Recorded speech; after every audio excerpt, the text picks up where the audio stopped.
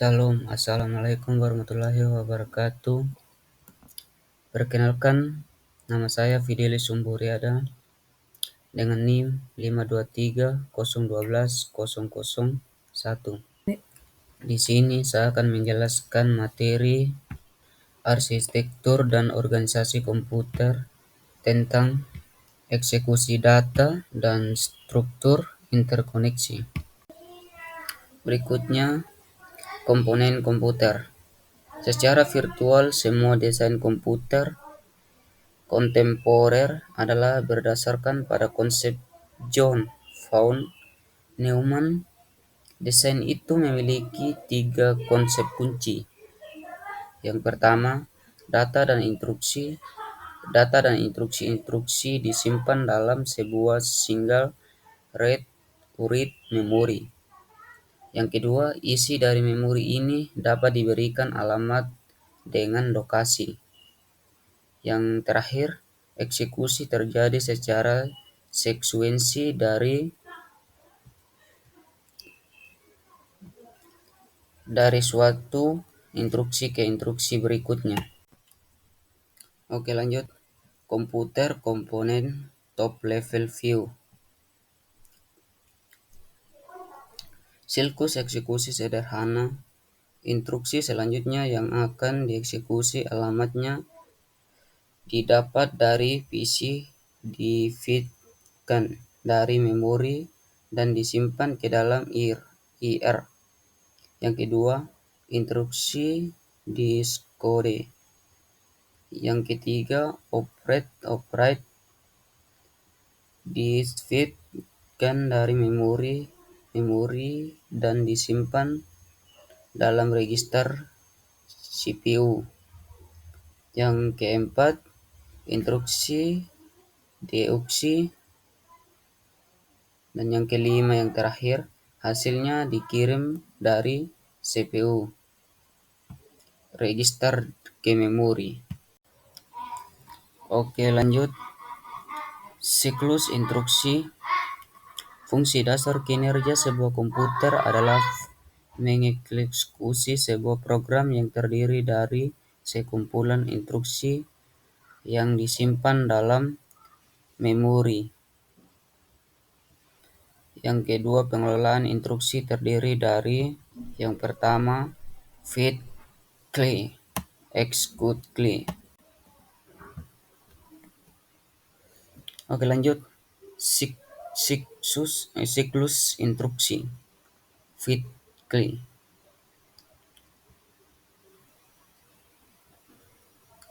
Register memanggil PC, program content yang mengalamat dari instruksi yang akan di-feed-kan selanjutnya. Yang kedua, prosesor mengambil instruksi dari lokasi memori yang ditunjuk oleh PC. Yang ketiga, PC intermittent. Yang keempat, instruksi dimasukkan ke IR instruction register. Yang kelima, prosesor menerjemahkan instruksi dan melakukan aksi yang diperlukan.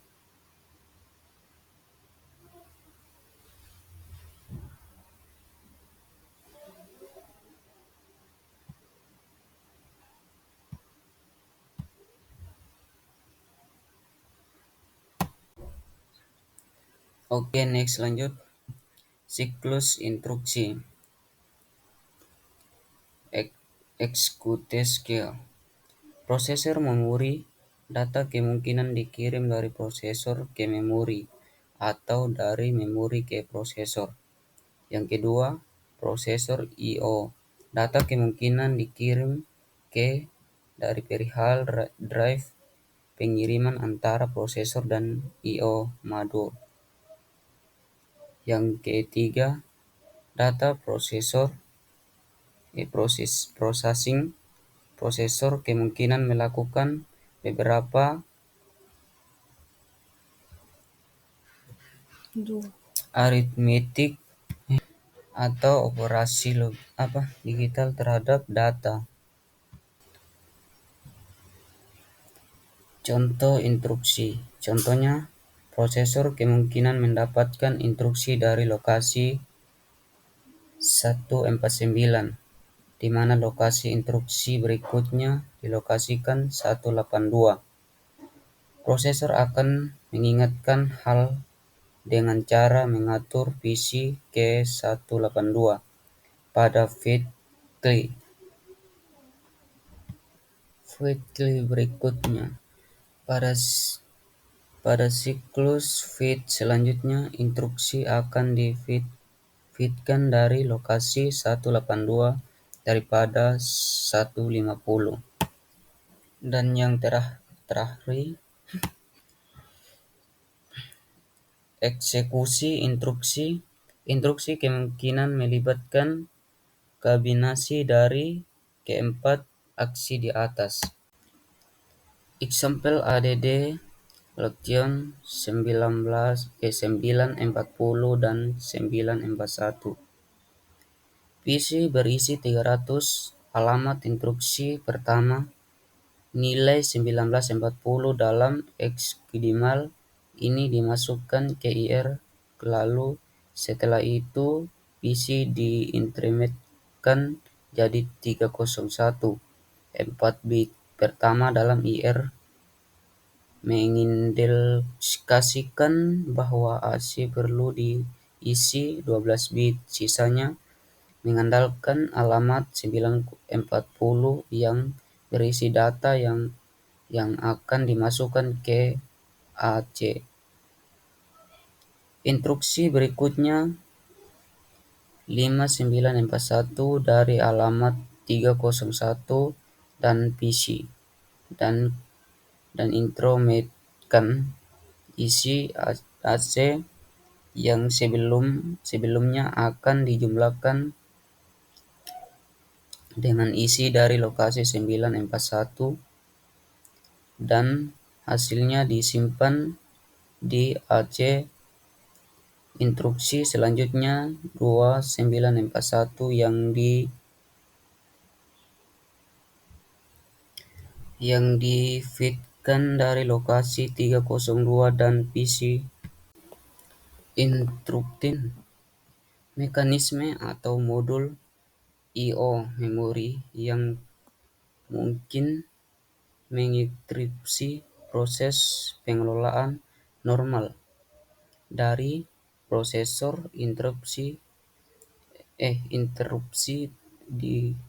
disediakan untuk meningkatkan efisien pengelolaan. Contoh program. Kedua, timer. Yang ketiga, I/O. Yang keempat, hardware. Contoh program itu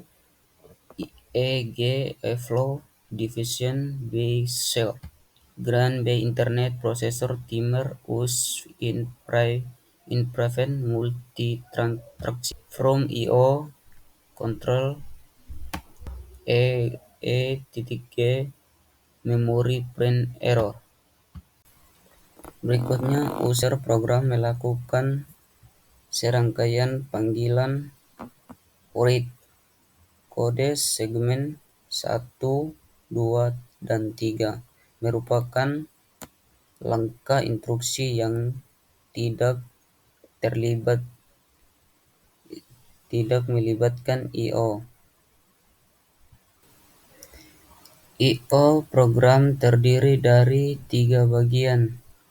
Yang pertama, langkah instruksi yang diberi label 4 untuk mempersiapkan operasi I/O.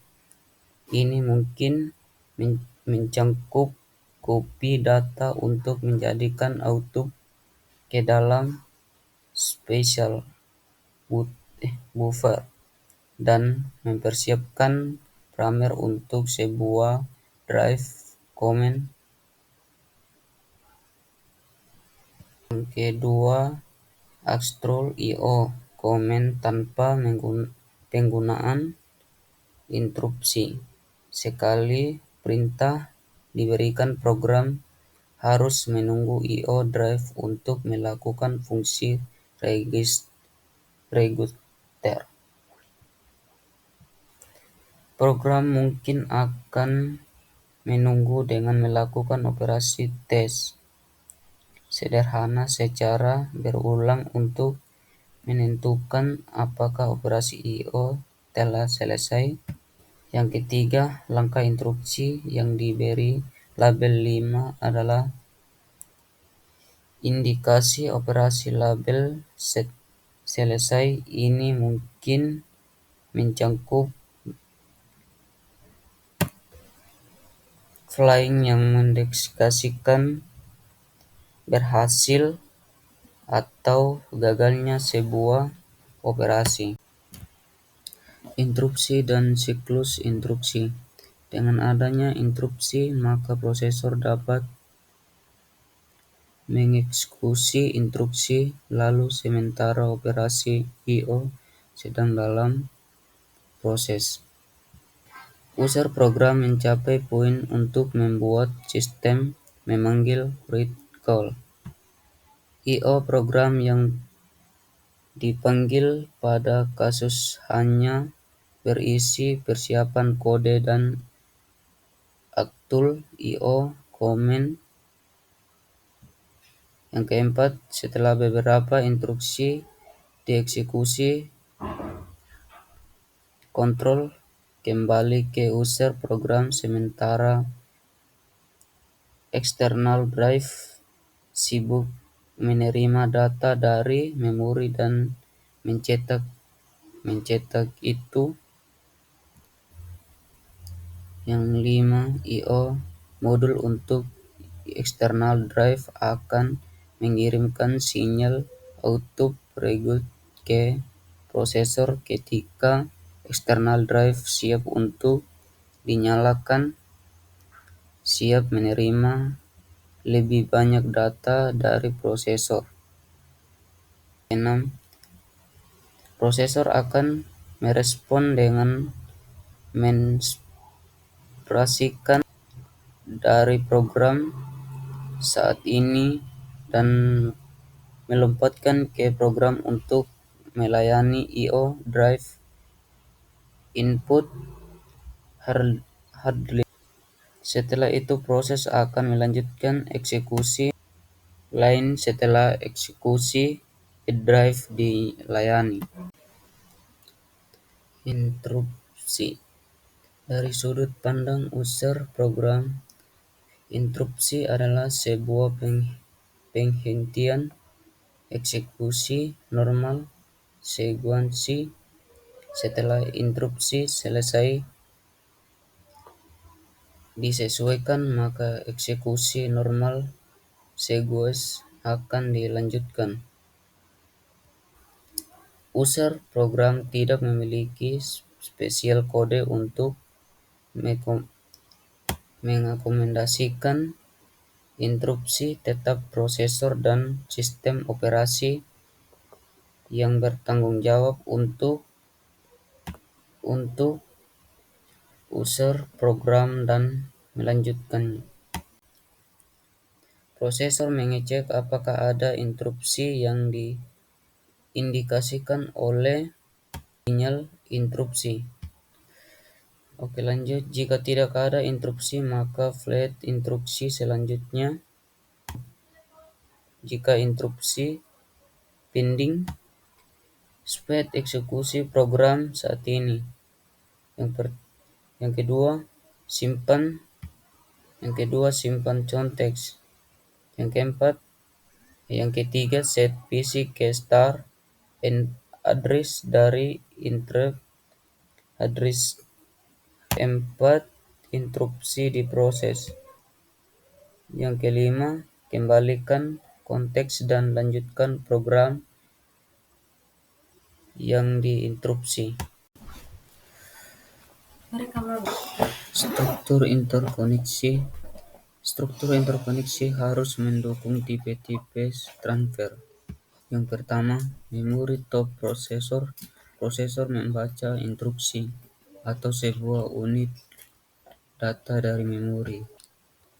Yang kedua, prosesor top memori. Prosesor menuliskan unit data ke memori. Yang ketiga, I/O top prosesor. Prosesor membaca data dari I/O drive lewat I/O modul.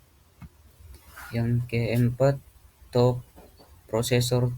Top I/O prosesor mengirim data ke I/O drive. Yang terakhir, I/O top or from memory. Pada kasus ini, sebuah I/O modul memperbolehkan untuk bertukar data secara langsung dengan memori, mengundang Direct Memory Address (ADM) tanpa melalui proses. Demikian penjelasan dari saya. Sekian dan terima kasih. Assalamualaikum warahmatullahi wabarakatuh.